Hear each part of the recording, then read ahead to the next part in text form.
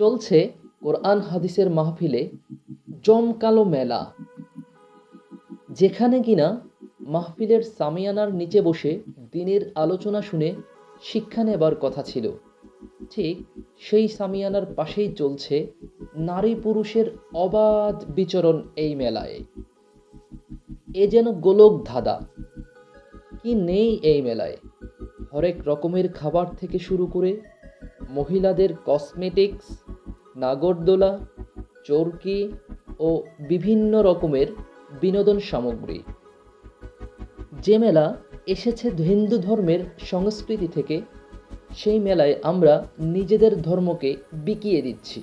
ব্যাপারটা সত্যি লজ্জাজনক, অথচ এসব সংস্কৃতির ইসলামে কোনো স্থান নেই। আরেকজন আদর্শবান মুসলিম হয়েও আমরা এসব অপসংস্কৃতিকে প্রশ্রয় দিচ্ছি খুব অনায়াসেই, যেন কিছুই মনে করছি না।